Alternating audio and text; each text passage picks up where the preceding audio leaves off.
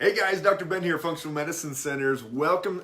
Going to talk to you today about a brain map and what brain maps do, why we look at them, and what it can tell us about what's going on in your brain and why you might want to do a brain map as well. So I'm holding here a cap for the brain map, and we're going to get into that in a second and what we're actually looking for in the brain map. So the brain, it's important for so many different things. That's why I wrote my first book, Rebuild Your Brain, Stop the Damage, Start the Repair. The brain tells the body so much what to do. It can put us into a fight or flight state. We've talked about that relaxation part of it, all types of different things. So the brain map is our way of looking at what's going on in that electrical activity in the brain. I've talked about this a bunch. I've mentioned it various times, but I haven't gone into detail what it is. So this is a big part of our foundational examination. We do the exam where we hands-on look at someone, pinch the toes, shine a light in the eyes,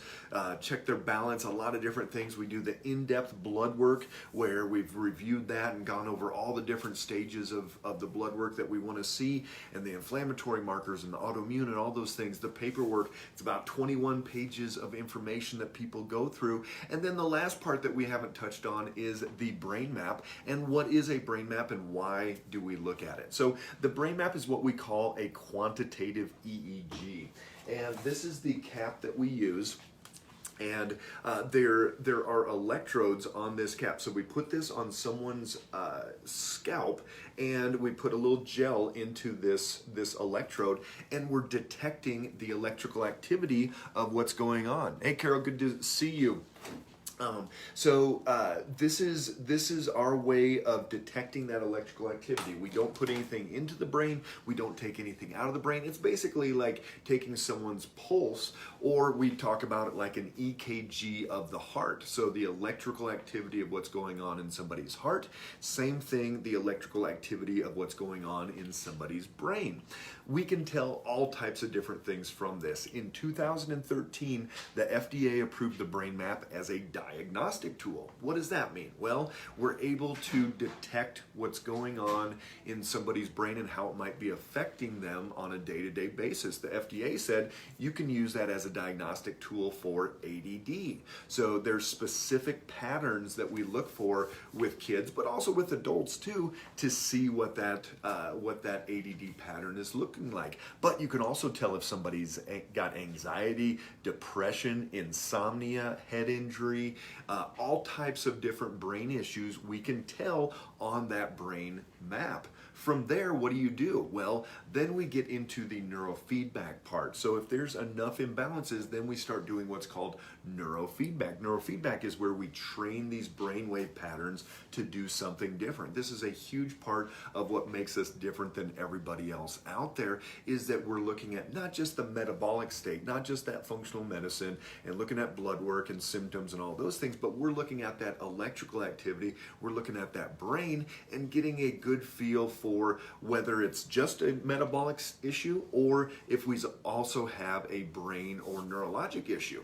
Many people have both. They've got 50-50. They're really revved up and they've got anxiety and they've got insomnia and all these things.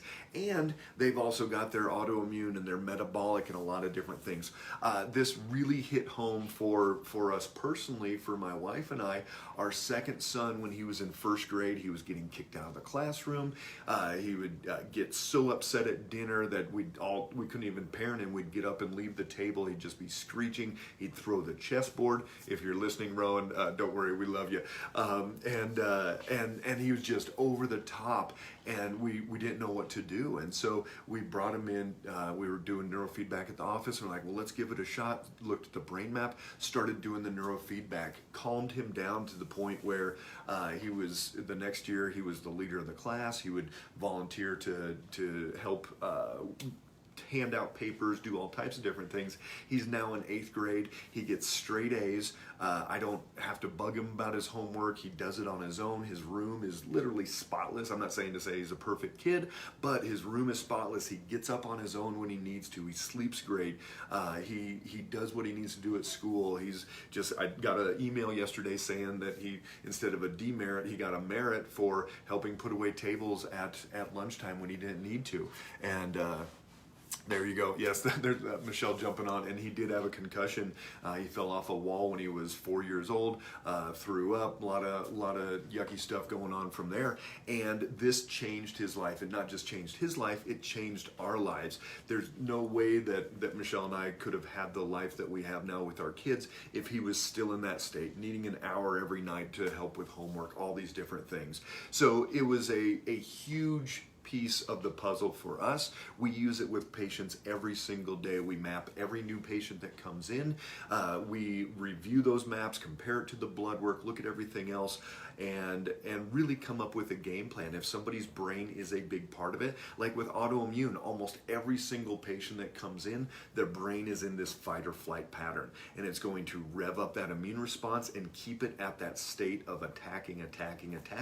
We don't know if there's a mountain lion that's going to jump on us, or if we're just like, oh my gosh, this life is too much and I'm overwhelmed. So we look at so many different things that are going to be affecting the health, and the brain is just as important as the gut. It's just as important as your liver or any other system in your body, and that's what we look for with this brain map. So from the brain map, we sit down, look at all those areas that are out of balance. If it looks like somebody has issues that can be corrected, we do what's called neurofeedback. Neurofeedback is where we train those brainwave patterns to do something different. So if the brainwave pattern is going up too high, the screen and sound are going to fade. So if you're doing in-office neurofeedback, you'll be sitting here watching, I'll turn the screen this way, you'll be watching this, the TV here, and the TV will fade in and out.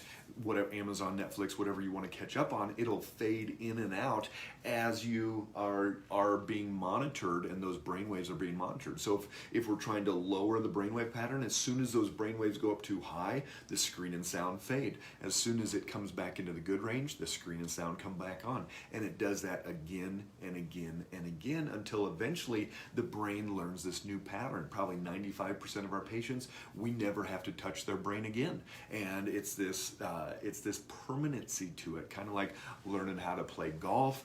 Any type of movement, once you got it, you got it. I haven't played golf for 20 years, and yet if I go out there, you would say, oh, that guy's probably golfed before because I still have this swing. I'm not going to hit the ball like I want to, but it's going to still be there, those neural pathways on how to do that activity.